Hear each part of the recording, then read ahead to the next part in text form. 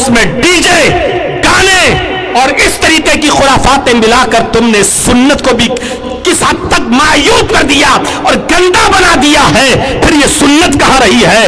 اب تو تاج سوچو، جب یہ سنت نہیں رہی ہے تو اب نکاح کر کے جو لے گئے ہو، وہ شوہر اپنی بیوی کو لے کے جا رہا ہے، اس سے ہم بستری کر رہا ہے، وہ نکاح جائز بھی مانا جائے گا یا ناجائز مانا جائے گا؟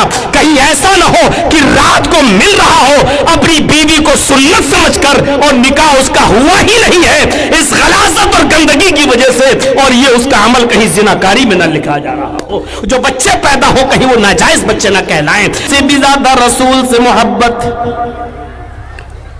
وعشیرتکم، اور اپنے خاندان سے بھی زیادہ رسول سے محبت۔ خاندان، کس کو اپنے خاندان سے محبت نہیں ہوتی ہے؟ کس کو؟ لیکن رسول کی محبت اور خاندان کی محبت ٹکرا جائے تو خاندان کی محبت کو قربان کر دو، رسول کی محبت کو قربان نہ کرو۔ خاندان والوں کی محبت ٹھکرا دو، رسول کی محبت مت ٹھکراؤ۔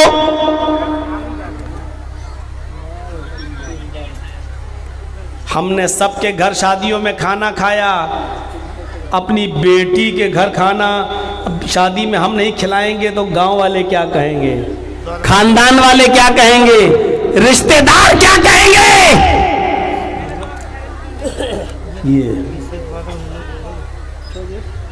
یہ آپ کے ہاں جب شادیاں ہوتی ہیں، ایمانداری کے ساتھ بتائیے گا، جو لڑکی جس کی ہوتی ہے بیٹی، تو کھانا وہ بھی کھلاتا ہے نا محلے والوں کو، گاؤں والوں کو؟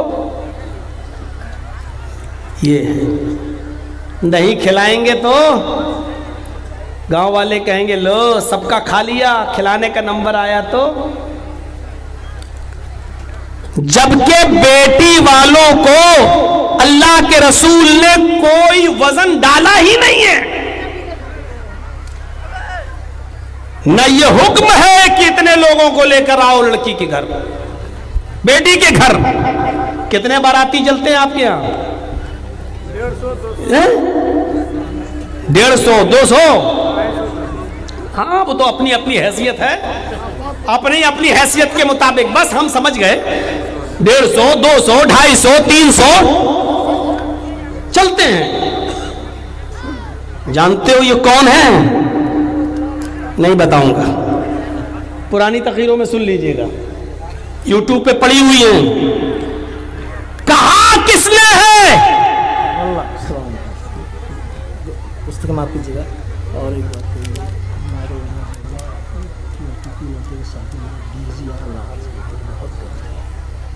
وہ تو ہر جگہ چلتا ہے۔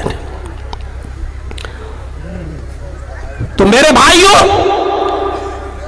سن رہے نا، آپ کے یہاں پھر بھی کم ہیں، 150 200 250۔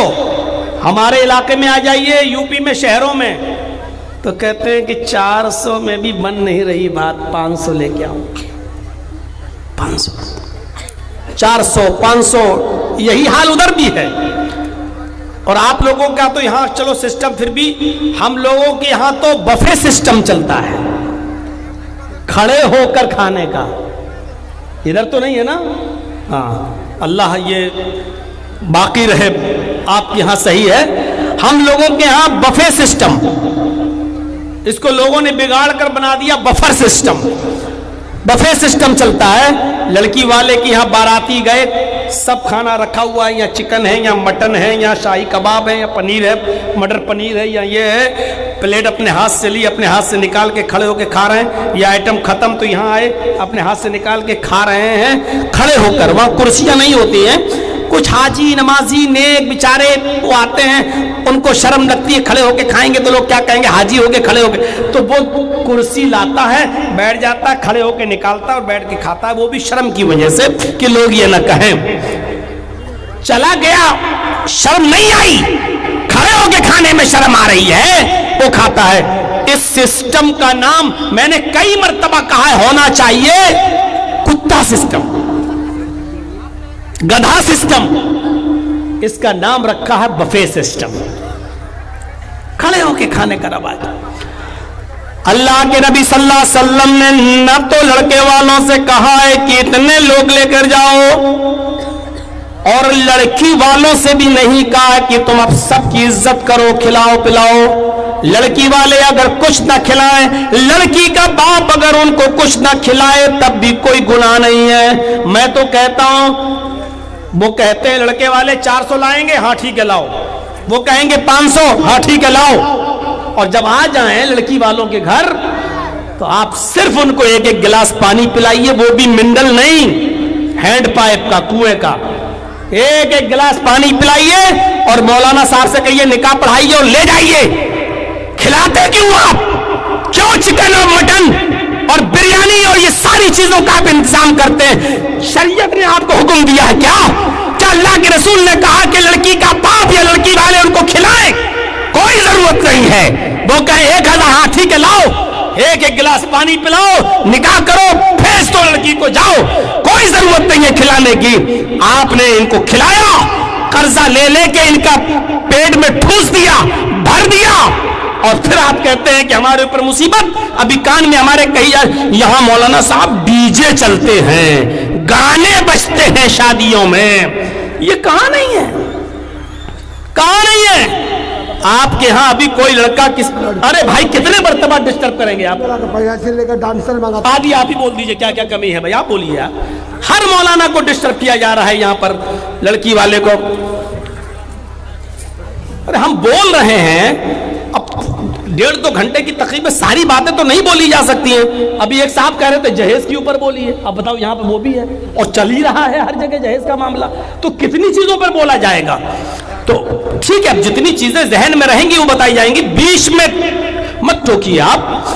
تو میرے بھائیوں، اب ڈی جے چل رہے ہیں اور گانے بج رہے ہیں، تو یہ بھی اب ہر جگہ چلنے لگا ہے.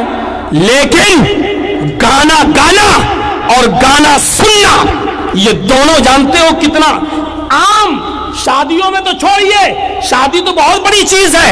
ایم تسلیہ کا لفظ حدیث کے اندر آتا ہے، جس نے گانا گایا اور جس نے گانا سنا، اس سے بہتر ہے کہ آدمی اپنی لیٹرین خود کھا جائے.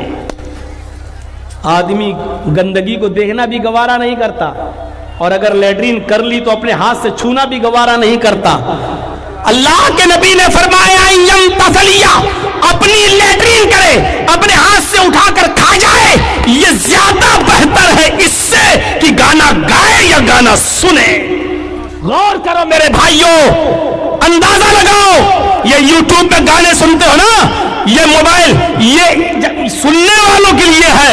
اور شادی جیسی سنت جہاں ہو، نکاح جیسا مبارک رشتہ جہاں ہو، یہ ایک گلاس پانی، ایک گلاس یہ بالٹی ہے، مان لیجیے ایک بالٹی پانی ہے، اس میں پیشاب کا ایک قطرہ چلا جائے، آپ کے آنکھوں کے سامنے پیشاب کی ایک بوند اس میں چلی جائے، تو اس بالٹی کا پانی آپ پیو گے؟ کوئی مجھے بتائے. یہ پوری بالٹی پانی بھری ہوئی ہے، پاک ہے، پانی صاف ہے، لیکن آپ کی آنکھوں کے سامنے کوئی بچہ پیشاب کر رہا ہے اور ایک بوند اس پیشاب کی اس پانی میں چلی جائے جو ناپاک ہے، تو کیا آپ اس پانی کو پیو گے؟ نہیں. اس ایک بوند کی وجہ سے آپ پوری بالٹی کا پانی پھینک دیں گے، پورے ڈرم کا پانی پھینک دیں گے، کیونکہ اس ایک گندگی نے پورے پاک پانی پر اپنا اثر ڈال دیا ہے. تمہاری شادیوں پر ہمیں تعجب ہو رہا ہے کہ ایک سنت مبارک رشتہ اور اس میں ڈی جے، گانے اور اس طریقے کی خرافاتیں ملا کر تم نے سنت کو بھی کس حد تک معیوب کر دیا اور گندا بنا دیا ہے. پھر یہ سنت کہاں رہی ہے؟ اب تو سوچو، جب یہ سنت نہیں رہی ہے تو اب نکاح کر کے جو لے گئے ہو، وہ شوہر اپنی بیوی کو لے کے جا رہا ہے، اس سے ہم بستری کر رہا ہے، وہ نکاح جائز بھی مانا جائے گا یا ناجائز مانا جائے گا؟ کہیں ایسا نہ ہو کہ رات کو مل رہا ہو، اپنی بیوی کو सुन्नत समझकर, और निकाह उसका हुआ ही नहीं है इस गलाजत और गंदगी की वजह से, और ये उसका अमल कहीं जिनाकारी में ना लिखा जा रहा हो, जो बच्चे पैदा हो कहीं वो नाजायज बच्चे ना कहलाएं। आप सोचिए, एक कतरा पानी और एक बूंद पानी जब पूरी बाल्टी को नापाक कर देते हैं पाक पानी को, तो शादियों में अपनी तरफ से होने वाले डीजे और अपनी तरफ से होने वाली खुराफातें उस निकाह को निकाह कहां रहने देती हैं। मनमानी तरीके से आपने फिर शादी की है, हर आदमी सोचे, और फिर उसमें वीडियोग्राफी भी, दूल्हा की और दुल्हन की भी, और फिर साथ में कुत्तों की नजर हड्डी पर होती है, मालूम है ना, कुत्ता की नजर हड्डी पर होती है। ऐसे ही लड़के की नजर लड़की के माल पर होती है। शादी से पहले पल्सर चाहिए, तेरे बाप का हुक्म, कटोरा लेके भीख मांग लेना। तुझसे तो अच्छा वो भिखारी है जो लंगड़ा और लूला और अपाहिज, और आकर कहता है कि अल्लाह के नाम पर दे दो, 10-20-100 रुपए देने में उसको अच्छा लगता है, क्योंकि लंगड़ा है बेचारा, कमाने के लायक नहीं, अंधा है बेचारा, कमाने के लायक नहीं, अल्लाह के नाम पे मांग रहा, दे दो। ये कितना बड़ा बेगैरत है, अपने बेटे के नाम पे मांग रहा है। मेरे बेटे की शादी हो रही है, अपाचे दे दो, पल्सर दे दो, 5 लाख रुपए दे दो, 3 लाख रुपए का चेक दे दो। भाई दुकान पे बैठेगा लड़का, और लड़की वाले अच्छे रिश्ते के चक्कर में 5 लाख भी दे देते हैं, गाड़ी भी दे देते हैं। मेरे भाइयों, इसको जर्जीस कहता है इंटरनेशनल भिखारी, मांगने वाले को इंटरनेशनल भिखारी। मेरी नजर में वो बेहतर है मेरे भाइयों जो लंगड़ा लूला है, अल्लाह के नाम पे मांगता है। कलकत्ता की एक लड़की जिसका नाम जमीला था, उसकी जिंदगी इसी जहेज की वजह से बर्बाद हो चुकी है। रिश्ता लगने के बाद इसलिए हट गया क्योंकि शादी के 1 महीना पहले लड़के की तरफ से एक लिस्ट आ गई, ये चीजें मुझे चाहिए जहेज के अंदर। लड़की के माँ बाप के पास इतनी चीजें नहीं थी, रिश्ता खत्म हो गया। फिर एक रिश्ता हैदराबाद से आता है और वो कहता है कि मैं सुन्नत रसूल के मुताबिक शादी करूंगा। लड़की के माँ बाप ने कहा ठीक है आओ कर लो, अपने माँ बाप को लेकर आओ। उसने फर्जी झूठे माँ बाप बनाए, किसी को बाप किसी को माँ। वो लड़का आया और बिना जहेज के सुन्नत के मुताबिक निकाह करके उस लड़की को हैदराबाद ले गया। वो दोनों माँ बाप जो फर्जी बने थे बीच स्टेशन में कहीं उतर जाते हैं और लड़का उस लड़की को लेकर हैदराबाद पहुंच जाता है। 3 दिन तक उस लड़के ने उस लड़की को अपने पास रखा और उसके बाद में चौथे दिन हैदराबाद के 5 स्टार होटल में ले जाकर उस लड़की को 20,000 रुपए में नीलाम कर दिया। मेरे भाइयों, ये तकरीर मैंने 17 साल पहले भी बयान की थी, इसी जमीला का वाकया। इससे आप अंदाजा लगा सकते हैं ये उस वक्त का वाकया है जब मोबाइलों का दौर नहीं था और टेप रिकॉर्ड में कैसेटें भी गोल वाली सीडियां चलती थी, गोल वाली लंबी सी गोल गोल कैसेटें वो चला करती थी। ये उस मेरी तकरीर है, पहले उस गोल वाली सीडियों में रिकॉर्ड हुआ करती थी। मेरे भाइयों, ये उस जमाने का वाकया है, यानी तकरीबन 22-23 साल इस वाक़े को हो गई होंगी। उस लड़की के बाप का नाम सलीम है जो आज भी कलकत्ता में रहते हैं, मैं उनसे मिल चुका हूं। मेरे प्यारे भाइयों, उनकी लड़की जमीला को ले जाया जाता है, लड़के के फर्जी माँ बाप बीच में उतर जाते हैं और लड़का बीवी को लेकर हैदराबाद पहुंच जाता है। 3 दिन उस लड़के ने उस लड़की को अपने पास रखा और उसके बाद में वो जाता है और हैदराबाद की एक 5 स्टार होटल में उस लड़की को 20,000 रुपए में बेच देता है और चला जाता है। मोबाइल का जमाना नहीं था कि लड़की अपने घर वालों को कुछ बता सके, कुछ नहीं बताया। वो रोजाना दरिंदों की से नोचने लगी। 3-2 हज़ार में पूरी रात के लिए होटल का मालिक उसको बुक करने लगा। एक दिन कोई लड़का उसके पास गया, उसने लड़की की खूबसूरती देखी, उससे बातें करने लगा। लड़की ने उसके अंदर हमदर्दी देखी, लड़के ने कहा घबराओ नहीं, इस पोजीशन में तुम आई हो, मुझे अपना भाई समझो, मैं तुम्हारे जिस्म से हाथ भी नहीं लगाऊंगा। उसने पूरी बात अपने उस कस्टमर उसने उस लड़के को बताई और उसके बाद में कहा एक लेटर मैं लिखती हूँ, आप ये लेटर किसी तरीके से मेरे घर पहुंचा दीजिएगा। उसने कहा ठीक है। उसने एक लेटर लिखा, रात की तारीकी में उसने लेटर लिखा। लड़का जो उसका मस्तूरी भाई बना हुआ था उसने करवट ले ली और लड़की रोते रोते उस लेटर को लिख दिया अपने बाप के नाम और उसने उस लड़के को दे दिया और अल्लाह का वास्ता देते हुए कहा तुम्हें अल्लाह का वास्ता इस लेटर को खोल के मत पढ़ना, ये मेरे घर में मेरे माँ बाप के हाथ में दे देना। उसने अपना एड्रेस लिख दिया। जब वो लेटर लड़का लेकर घर पे आता है तो सलीम साहब मारे खुशी के झूम उठे, मेरी बेटी का फर्स्ट लेटर आया है, मेरी बेटी ने फरिश्ता से दामाद की तारीफें की होंगी, मेरा दामाद कितना अच्छा है, एक रुपए का भी जहेज नहीं लिया और मेरी बेटी को ब्याह कर सुन्नत के मुताबिक ले गया। मोहल्ले की लड़कियां भी सहेलियां भी आ गई, कहने लगी लेटर पढ़ के बताओ तुम्हारी बेटी ने क्या लिखा है।